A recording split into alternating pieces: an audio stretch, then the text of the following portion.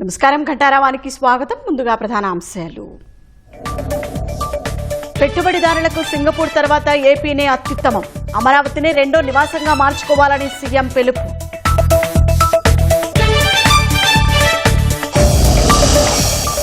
ఢిల్లీలో కేంద్ర మంత్రులతో పవన్ కళ్యాణ్ వరుస భేటీలు. గోదావరిలో కాలుష్య నియంత్రణకు సహకరించాలని వినతి.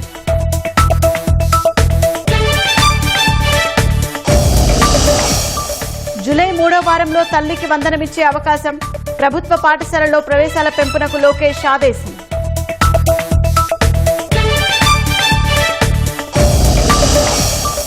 హైదరాబాద్ లో ఏసీబీకి చిక్కిన అవినీతి తిమింగలం. ల్యాండ్ అండ్ సర్వే డీడీ ఇంట్లో కోటికి పైగా నగదు స్వాధీనం.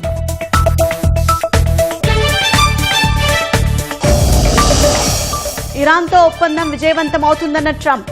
లెబనాన్పై నెతన్యాహు బాధ్యతగా వ్యవహరించాలని హితవు.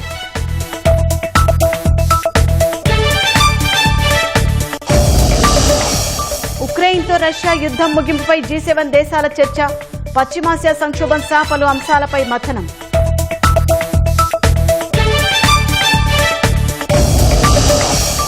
తమిళనాడు రైతులకు 75,000 వరకు రుణమాఫీ.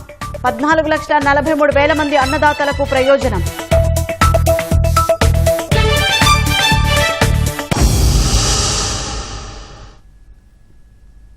ముఖ్యమంత్రి చంద్రబాబు సింగపూర్లో పెట్టుబడుల వేట కొనసాగిస్తున్నారు. రెండో రోజు పలు సదస్సులు, సమావేశాల్లో పాల్గొన్న సీఎం ఏపీలోని విస్తృత అవకాశాలు, పాలసీలను పారిశ్రామికవేత్తలకు వివరించారు. ఏపీకి వచ్చే స్పీడ్ ఆఫ్ డూయింగ్ బిజినెస్ విధానాన్ని పరిశీలించాలని ఆహ్వానించారు.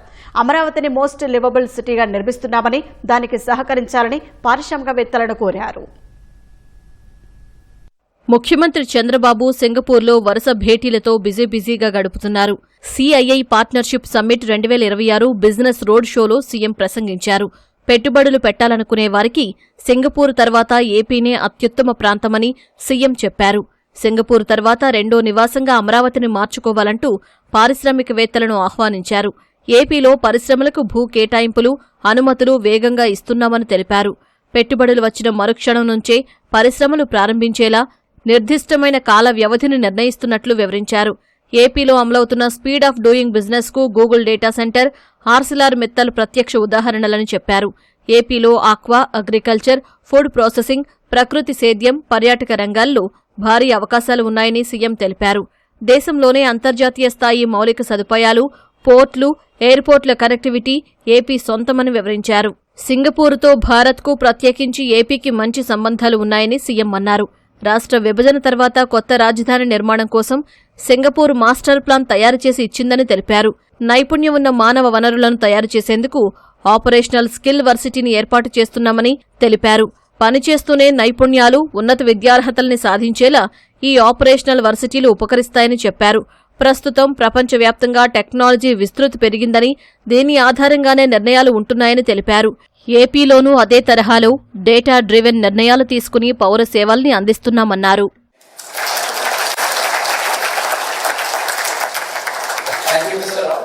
వరల్డ్ సిటీస్ సమ్మిట్లో సీఎం పాల్గొన్నారు. లీడర్షిప్ ప్లీనరీ 2లో can smart cities love humans అనే అంశంపై ప్రసంగించారు. పీపుల్స్ ఫస్ట్ అనేది తన విధానమని, ఈక్విటీ, నేచర్, లివబుల్ సిటీగా అమరావతిని నిర్మిస్తున్నామని వెల్లడించారు. Cycling, walking track, greenfield airport, under ground utilities, green energy, net zero లక్ష్యంగా ఉంటుందని తెలిపారు. God has given me to build one more city. That is where I am building Amaravati today. Tomorrow you wanted to see one of the best iconic bridges. You have to come to Amaravati. That is how we are building this city. 9 thematic schemes we are working for economic pillars of economic growth: sports city, convention, financial, knowledge, justice, electronics, tourism, health and media. These are all various concepts we are taking for building the city. There is no problem for finance. People are ready to finance it. I had an experience earlier. I built Cyberabad. At that time it was 2 lakh acres per acre. Now 200 crores per acre. It is only 20 years time. Whenever there is a development, automatically wealth will be created. Even repayment, all these things, it will be very easy. Best livable city we are building. This is where I wanted to request all of you, please cooperate with me and support with me. I am going to create crowdsourcing of ideas. Your best ideas you are having, you pass on to me. I will build. Once in a way you wanted to see, come there and witness how the city is going on. This is the beginning. Another 3 years time, I am going to produce first proof of concept. After that, year by year, this will be the city, one of the best city globally. India, it will be best. Semicon round table సదస్సులోనూ CM పాల్గొన్నారు. ఏపీలో speed of doing business విధానాన్ని అనుసరిస్తున్నామని చెప్పారు. ప్రపంచవ్యాప్తంగా పెట్టుబడులకు భారత్ సురక్షితమైన ప్రాంతమని, అందులో AP అనుకూలమైన రాష్ట్రమని తెలిపారు. పెట్టుబడులకు ఇదే సరైన సమయమని, సెమీ కండక్టర్ల తయారీకి ఏపీలో విస్తృత అవకాశాలు ఉన్నాయని వెల్లడించారు. రాయలసీమలో త్వరలోనే ఓ సెమీ కండక్టర్ల తయారీ పరిశ్రమ ఏర్పాటవుతుందని చెప్పారు. డిఫెన్స్, ఏరోస్పేస్, ఎలక్ట్రానిక్స్, ఫైటర్ జెట్ల తయారీ సహా ఆటోమొబైల్ తయారీ కేంద్రంగా రాయలసీమ ప్రాంతంలో అవకాశాలున్నాయని వివరించారు. 30 రోజుల్లో ఏపీకి వచ్చి అమలులో ఉన్న పాలసీలను పరిశీలించాలని పారిశ్రామికవేత్తలకు పిలుపునిచ్చారు.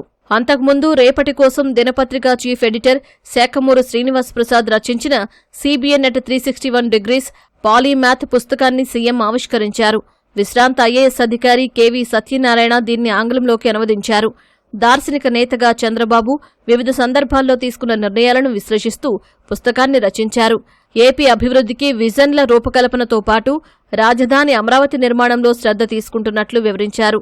సింగపూర్ ప్రభుత్వ గుర్తింపు పొందిన కాకతీయ కల్చరల్ అసోసియేషన్ చంద్రబాబును గ్లోబల్ పాలీమ్యాథ్ అవార్డుతో సత్కరించింది. సింగపూర్ రూపకర్త లీ క్వాన్ యూ శత జయంతిని పురస్కరించుకుని విడుదల చేసిన వెండి నాణాన్ని సీఎంకు అసోసియేషన్ ప్రతినిధులు బహూకరించారు. త్వరలోనే ఈ పుస్తకం తెలుగు, హిందీ సహా వివిధ భారతీయ భాషల్లో విడుదల చేయనున్నట్టు అసోసియేషన్ ప్రతినిధులు తెలిపారు. ఉప ముఖ్యమంత్రి పవన్ కళ్యాణ్ ఢిల్లీలో బిజీగా గడుపుతున్నారు. పలువురు కేంద్ర మంత్రులతో సమావేశమై రాష్ట్రానికి సంబంధించిన వివిధ అంశాలపై చర్చించారు.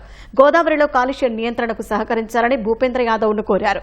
కేంద్రం ఇచ్చిన నిధులతో ఏపీలో చేపట్టిన పనులను శివరాజ్ సింగ్ చౌహాన్కు వివరించారు. ఏపీకి అందిస్తున్న సాయానికి కృతజ్ఞతలు తెలిపారు. ఢిల్లీ పర్యటనలో ఉప ముఖ్యమంత్రి పవన్ కళ్యాణ్ కేంద్ర అటవీ పర్యావరణ మంత్రి భూపేంద్ర యాదవ్తో భేటీ అయ్యారు.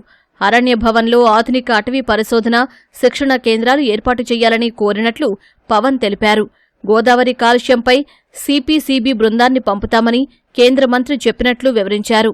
నాగార్జున సాగర్ శ్రీశైలం టైగర్ రిజర్వ్ ఉంది. దాంట్లో ఒకటి మనకి ఆల్రెడీ 90 బేస్ క్యాంప్స్ ఉన్నాయి. అంటే టైగర్ మూవ్మెంట్ కి ఇవన్నీ ఎలా ఉన్నాయని చూడడానికి. దాన్ని మేము ఏం అడిగామంటే ఒక 150 బేస్ క్యాంప్స్ పెంచుకోవాలి. దానికి అదనంగా ఒక 300 మంది పర్సనల్ ఫారెస్ట్ గార్డ్స్ అవసరం అవుతారు. సో దాన్ని సెంట్రలీ స్పాన్సర్డ్ స్కీమ్స్ ఉంటాయి. వాటి కింద మీరు అదనంగా ఇంకొక ఉన్న 90కి ఇంకొక 60 క్యాంప్స్ మేము యాడ్ చేయాలనుకున్నాం. అది స్థానికంగా లోకల్ మన చెంచు యువతే దానికి గార్డ్స్ గా ఉంటారు. వాళ్ళకి విత్ ఇన్ అక్కడ తిరగడానికి ఫారెస్ట్ లో మానిటర్ టైగర్ మూవ్మెంట్ అంతా మన బైక్స్ కానీ లేదంటే డ్రై రేషన్ కానీ ఒక సంవత్సరం పాటు ఆ బేస్ క్యాంప్ రన్ చేయడానికి కావాల్సిన నిధులు కూడా ఇమ్మని రిక్వెస్ట్ చేసి అగ్రీ చేశారు. దానికి గోదావరి పొల్యూషన్ మీద అంటే మిషన్ గోదావరి క్లెన్లీనెస్ కి శుభ్రతకి మీరు దీన్ని ఏ పద్ధతుల్లో మీరు మనకి సహాయం చేయగలరా దీన్ని అడిగారు. Central pollution control board team ని పంపిస్తాం. టోటల్ అసెస్ చేస్తామని చెప్పారు.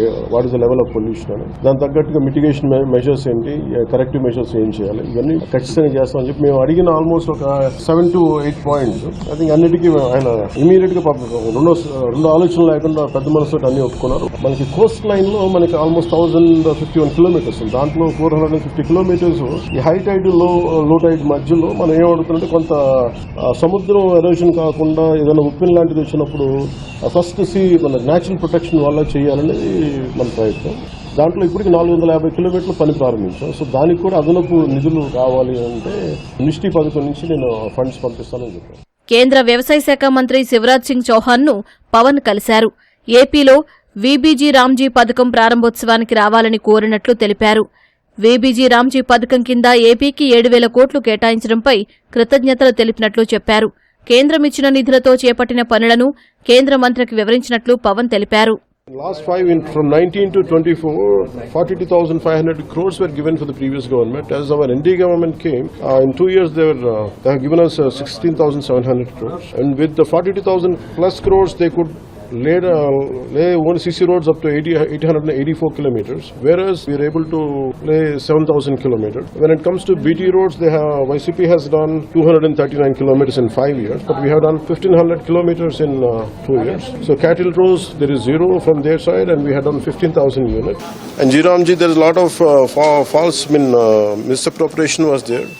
People without working, they used to draw salaries, whereas that's the reason why we have introduced facial recognition for all the wage seekers in Andhra Pradesh. Last 1 year, 9 lakh works have been inspected by social audit. So these are the things which have been conveyed to Honorable Minister Shivraj Singh Chauhanji, and I extend my heartfelt thanks and gratitude for standing by and giving such a priority to the state of Andhra Pradesh. అనంతరం కేంద్ర జలశక్తి శాఖ మంత్రి CR పాటిల్ను Pawan కలిశారు. ఏపీలో తాగునీటి సరఫరా, Jal Jeevan machine, పుష్కరాల ఏర్పాట్లు, నదుల పరిరక్షణ, పారిశుధ్యానికి సంబంధించిన అంశాలపై చర్చించారు. ప్రభుత్వ పాఠశాలలో చదివే విద్యార్థులకు ప్రభుత్వం ఏటా ఇచ్చే తల్లికి వందనం డబ్బును జూలై 3వ వారంలో ఇవ్వాలని ప్రభుత్వం నిర్ణయించింది. పాఠశాల విద్య, ఉన్నత విద్యా అధికారులతో మంత్రి లోకేష్ సమీక్ష నిర్వహించారు. ప్రభుత్వ పాఠశాలలో ప్రవేశాల పెంపునకు ప్రత్యేక చర్యలు తీసుకోవాలని ఆదేశించారు. జూన్ 29న షైనింగ్ స్టార్స్ కార్యక్రమం నిర్వహించనున్నారు. వివిధ ప్రవేశ పరీక్షలను సకాలంలో నిర్వహించాలని సూచించారు. రాష్ట్రానికి ఎన్సీసీ స్టేట్ యూనిట్ మంజూరు చేసిన కేంద్ర ప్రభుత్వానికి లోకేష్ ధన్యవాదాలు తెలిపారు. జూలై చివరికల్లా వెలిగొండ సొరంగంలోని టన్నెల్ బోరింగ్ యంత్రాన్ని తొలగించేలా పనులు జరుగుతున్నాయని మంత్రి నిమ్మల రామానాయుడు చెప్పారు. మార్కాపురం జిల్లా దోర్నాల మండలం కొత్తూరు సమీపంలోని వెలిగొండ 2వ సొరంగంలో టన్నెల్ బోరింగ్ మిషన్ తొలగింపు పనుల్ని పరిశీలించారు. మంత్రి వెంట మార్కాపురం ఎమ్మెల్యే కందుల Narayana Reddy, Yerragondapalem TDP incharge erection బాబుతో కలిసి వెళ్లారు. దగ్గర 175 మీటర్ల లెంగ్త్ ఉన్నటువంటి టన్నెల్ బోరింగ్ మిషన్ ఇది. ఈ ఫ్రంట్ సైడ్ లాస్ట్ టైం మనం ఇక్కడికి వచ్చేటప్పటికి ఇదంతా కూడా బెంచింగ్ మరి పూర్తిగానేటువంటి స్థితిలో ఆ రోజు నిచ్చెను కూడా వేసుకుని బెంచింగ్ అవ్వనటువంటి పనులతో మనం టన్నెల్ బోరింగ్ మిషన్ దగ్గరికి వెళ్ళాం. అటువంటి బెంచింగ్ అంతా కూడా ఈరోజు మనం వచ్చేటప్పటికి పనులు ఎంత వేగవంతంగా జరుగుతున్నాయి ఇప్పుడే మనం చూస్తున్నాం. బెంచింగ్ క్లియర్ అయింది. టీబీఎం దగ్గర కూడా దగ్గర 64 కట్టర్స్ ఉంటే ఆల్రెడీ 10-15 దాకా ఇప్పటిదాకా తొలగించడం జరిగింది.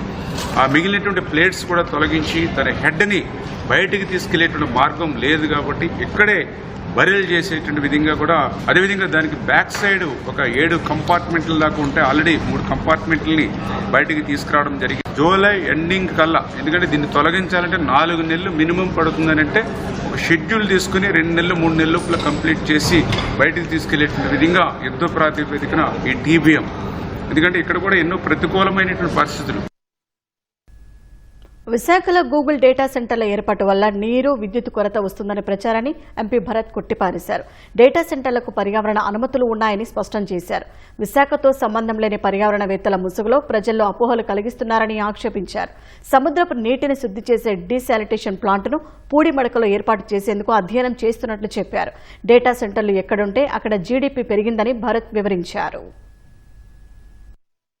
ప్రస్తుతం ఉన్న ఇన్ఫ్రాస్ట్రక్చర్లో మనకి ఆల్రెడీ 1243 MLD సప్లై చేసే కెపాసిటీ ఇవాళ విశాఖపట్నానికి ఉంది. అదనంగా పోలవరం ప్రాజెక్టుతో ఇంకా ఇన్ఫ్రాస్ట్రక్చర్ మౌలిక సదుపాయాలు ప్రభుత్వం యాడ్ చేస్తుంది. 2110 MLD మనకి రాబోయే ఒక 2-3 సంవత్సరాల్లో రాబోతుంది. మనకి ఎంత కన్జంప్షన్ ఇవ్వాలా? 500. డేటా సెంటర్స్, ఇండస్ట్రీస్, జనాభా అంతా కలిపినా మనకి 1500 MLD కన్జంప్షన్ ఉండబోతుంది. అదనంగా 580 MLD మిగిలిపోతుంది. డేటా సెంటర్ సైట్ లోపల వేడిగా అవుతుంది, కాదనట్లేదు. విదిన్ 100-200 మీటర్స్ ఎనర్జీ హీట్ తగ్గిపోతుంది. దాని తర్వాత ఇంకా వేడి అనేది ఎవరు నోటీస్ చేయలేరు, చెప్పలేరు. అందుకే కదా వాళ్ళకి పెద్ద సైట్స్ ఇచ్చేది. డేటా సెంటర్స్ పుట్టి విశాఖపట్నానికే రావట్లేదే, ఇండియాలోనే బాంబేకి వస్తున్నాయి, చెన్నైకి వస్తున్నాయి, నోయిడాకి వస్తున్నాయి. వైసీపీ కార్యకర్తల చేతిలో హత్యకు గురైన బాపట్ల జిల్లా బీసీ విద్యార్థి అమర్నాథ్ గౌడ్ కుటుంబానికి ప్రభుత్వం తరపున ఇల్లు కట్టించేందుకు మంత్రి అనగాని సత్యప్రసాద్ శంకుస్థాపన చేశారు. అమర్నాథ్ గౌడ్ 3వ వర్ధంతి సందర్భంగా బాధిత కుటుంబాన్ని సత్యప్రసాద్ పరామర్శించారు. వైసీపీ బాధితులకు న్యాయం జరిగేలా చర్యలు తీసుకుంటున్నామని అనగాని తెలిపారు. టీడీపీ పార్టీ మాకు అన్ని విధాలుగా సాయం చేస్తున్నారు. అప్పటి నుంచి నా స్టడీ మొత్తం వాళ్ళే చూసుకుంటున్నారు. ఎప్పుడు ఇల్లు కట్టించేస్తానని చెప్పి వైసీపీ ప్రభుత్వం చెప్పి అయిపోయింది. అయినా కానీ వాళ్ళు ఏం చేయలేదు.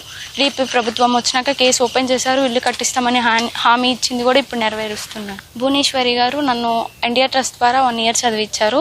తర్వాత ఇప్పటి నుంచి నా స్టడీ మొత్తం మనగాని సత్యప్రసాద్ గారు చూసుకుంటున్నారు. వైసీపీ పార్టీ వాళ్ళు పిల్లల్ని ఇట్లా ఏడిపిస్తున్నారని చెప్పడంతో ఆ పిల్లడు వాగ్దానానికి వెళ్ళాడు.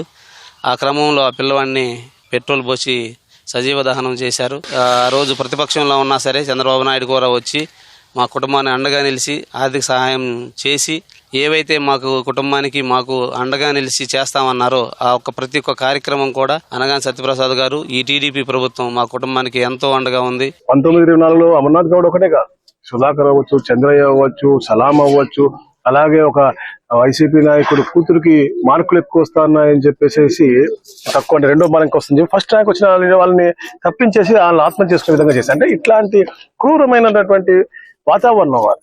కానీ ఈ రోజు తప్పకుండా వాళ్ళని ఆదుకుంటా అని చెప్పి ఆ రోజు చంద్రబాబు నాయుడు గారు స్వయాన్ని వచ్చారు, కుటుంబాన్ని చెప్పారు, వాళ్ళకి కావాల్సినటువంటి అన్ని వసతులు కల్పించాం. వైసీపీ నేత గుడివాడ అమర్నాథ్ వ్యాఖ్యలకు సరైన సమయంలో సరైన వేదికపై సమాధానం ఇస్తారని హోంమంత్రి అనిత స్పష్టం చేశారు. పోలీస్ శాఖ 2 ఏళ్ల ప్రగతిపై మీడియా సమావేశం ఏర్పాటు చేసిన అనిత విఘ్నత లేని వారి గురించి మాట్లాడి అనవసర చర్చకు తావివ్వబోనని స్పష్టం చేశారు. రాష్ట్రంలో నేరాల సంఖ్య 14.1% తగ్గిందని, గ్రామాల్లో కూడా సీసీ కెమెరాల ఏర్పాటై కూటమి ప్రభుత్వ లక్ష్యమని తెలిపారు. విజ్ఞత లేని వాళ్ళ గురించి మాట్లాడి నన్ను నేను తగ్గించుకోదలుచుకోలేదు, కానీ మాట్లాడతా. వేరే ప్లాట్ఫామ్ మీద అతి తొందరలో సమాధానం చెప్తా. గౌరవ సీఎం గారిని నేను నిజంగా ఒక గురువుగా భావించాను. అందరం కూడా అప్రిషియేట్ చేయాలి. ఎక్కడైనా ఒక వర్డ్ తప్పుగా మాట్లాడితే మమ్మల్ని పిలిచి తిడతారు. ప్రతి ఒక్క పార్టీలోని కూడా సిద్ధాంతం ఉంటే లేడీస్ ఇలా ఇబ్బందులు పడే పరిస్థితులు రావు. మొబైల్ అన్నది వాళ్ళకి ఎలా ఉంటుంది, వెపన్ లా ఫీల్ అయితే అది వాళ్ళ ఆత్మరక్షణకి ఇంకొకరిని రక్షించడానికి ఉపయోగపడాలి తప్పించి ఇంకొకరిని కించపరిచే విధంగా మారే పరిస్థితులు వస్తాయి కనుక డిపార్ట్మెంట్ తన పని తను చేసుకెళ్ళిపోతుంది. తర్వాత లాల్ని వేధించారు, నీళ్ళు వేధించారు అని చెప్పి ట్యాగ్ లైన్ పెట్టి ఏంటి క్యాస్ట్ ట్యాగ్ లైన్ పెట్టి పెడతారు. అది తప్పు. మహిళల కట్టుబొట్టు గురించి మాట్లాడే స్థాయికి వైసీపీ నేతలు దిగజారని ఉప ముఖ్యమంత్రి పవన్ కళ్యాణ్ ఆక్షేపించారు. గుడివాడ అమర్నాథ్ వ్యాఖ్యలు కేవలం అనితనే అన్నట్లు కాదని సగటు మహిళలందరినీ కించపరిచినట్లేనని పవన్ అభిప్రాయపడ్డారు. స్త్రీల గురించి మాట్లాడేటప్పుడు జాగ్రత్తగా ఉండాలన్నారు. ప్రజా జీవితంలో ఉన్నవారి నోటి నుంచి వచ్చే ప్రతి మాటను పౌర సమాజం గమనిస్తోందనే విషయాన్ని మర్చిపోవద్దని హెచ్చరించారు. రాజకీయాల్లో విమర్శలు ప్రతి విమర్శలు విధానపరంగానే ఉండాలని హితవు పలికారు. నోటి దూలతో ఇళ్లలోని స్త్రీలను కించపరిచే వైసీపీ నేతల మాటలు ఎంతటి అభ్యంతరకరమో ప్రజలకు తెలియచెప్పాలని కూటమి నేతలకు సూచించారు. పౌర సమాజం హర్షించే భాషలోనే కూటమి నేతలంతా బదులివ్వాలని, వైసీపీ వాళ్ల దిగజారుడు భాష అవసరం లేదని పవన్ అన్నారు. హోంమంత్రి అనితపై చేసిన వ్యాఖ్యలను వైసీపీ నేత గుడివాడ అమర్నాథ్ వెనక్కి తీసుకుని బహిరంగ క్షమాపణ చెప్పాలని రాష్ట్ర మహిళా commission chairperson Rayapati Sailaja demand చేశారు. మహిళల మేకప్ గురించి మాట్లాడటం రాజకీయ విమర్శ కాదని, గౌరవాన్ని కించపరచడమేనని దుయ్యబట్టారు. ఒక మహిళ సామర్థ్యాన్ని ఆమె పనితీరును బట్టి అంచనా వేయాలే కానీ రూపాన్ని బట్టి కాదని హితవు పలికారు. రాజకీయ విభేదాలుంటే విధానాలపై చర్చించాలే కానీ వ్యక్తిగత దూషణలకు దిగడం సరికాదన్నారు. అనితపై అమర్నాథ్ వ్యాఖ్యలు రాజకీయాల్లోకి రావాలనుకునే మహిళల ఆసక్తిని దెబ్బతీసే ప్రమాదముందన్నారు. రాష్ట్రంలో నీట్ రాసే విద్యార్థులకు ఉచిత ప్రయాణ సౌకర్యం కల్పించాలని ఏపీఎస్ఆర్టీసీ నిర్ణయించింది. ఈ నెల 21న నీట్ రాసే విద్యార్థులు హాల్ టికెట్ చూపించి బస్సులో ఉచిత ప్రయాణం చేయవచ్చని రవాణా శాఖ మంత్రి మండిపల్లి రాంప్రసాద్ రెడ్డి తెలిపారు. విద్యార్థులు నిర్ణీత సమయానికి పరీక్షా కేంద్రాలకు చేరుకునేలా ప్రత్యేక బస్సులు అందుబాటులోకి తేవాలని అధికారులను మంత్రి ఆదేశించారు. ఉచిత బస్సు సదుపాయాన్ని ప్రతి విద్యార్థి ఉపయోగించుకోవాలని కోరారు. అమెరికా ఇరాన్ మధ్య శాంతి ఒప్పందం కుదిరిన నేపథ్యంలో హర్ముజ్ జలసంధిలో ఇంతకాలం కొనసాగిన నౌక దిగ్బంధనాన్ని అమెరికా ఎత్తివేసింది.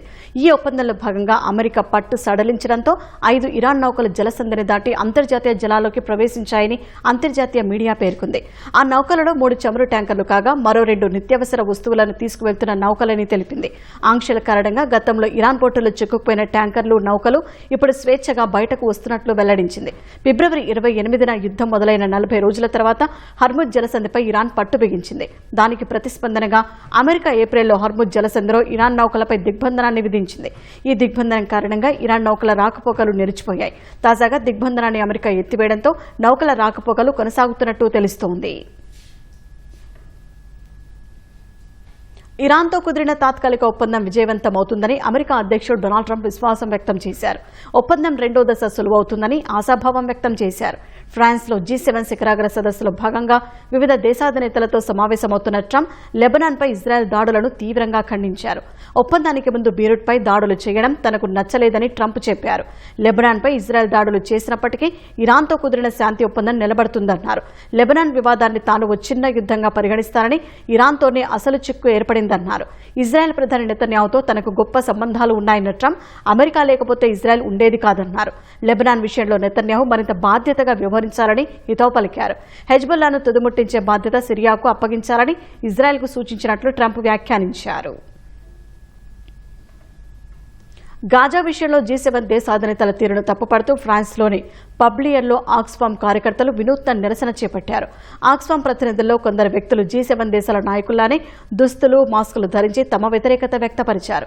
గాజాలోని పరిస్థితిని ప్రపంచానికి ఎత్తి చూపేందుకు కలుషితమైన నీరున్న ఒక సీసా ముందు G7 నేతలు శుభ్రమైన నీటి గ్లాసులతో చీర్స్ అంటున్నట్లు నటించారు. గాజాలోని 82% జనాభాకు స్వచ్ఛమైన నీరు అందకపోయినా G7 నేతలకు పట్టడం లేదని ఆక్స్ఫామ్ సీనియర్ సలహాదారు జోన్ కాలిన్స్ చెప్పారు. అందుకే స్వచ్ఛమైన నీటికే ప్రసిద్ధి చెందిన ఏవియన్ నగరంలో శుభ్రతకు, అపరిశుభ్రతకు వైరుధ్యం తెలియజేసే ప్రదర్శన నిర్వహించామని వివరించారు. తమిళనాడు రైతులకు 75,000 వరకు ఉన్న సహకార పంట రుణాలను పూర్తిగా మాఫీ చేస్తున్నట్లు ముఖ్యమంత్రి విజయ్ ప్రకటించారు. 2025 మే 1 నుంచి 2026 ఫిబ్రవరి 28 వరకు సహకార బ్యాంకుల ద్వారా రైతులు తీసుకున్న 75,000 లోపు ఉన్న పంట రుణాలకు మాఫీ వర్తిస్తుందని వెల్లడించారు. ఈ మాఫీ వల్ల తమిళనాడు వ్యాప్తంగా 14,43,000 మంది రైతులకు ప్రయోజనం చేకూరుతుందన్నారు. ప్రభుత్వంపై 5,932 కోట్ల రూపాయల అదనపు భారం పడుతుందన్నారు. సహకార బ్యాంకుల రుణాలు తీసుకున్న చిన్న, సన్నకారు రైతులకు 50,000 వరకు రుణమాఫీని గత నెలలోనే ప్రకటించగా రైతుల వినతుల మేరకు ఆ మొత్తాన్ని 75,000కు పెంచుతున్నట్లు విజయ్ ప్రకటించారు.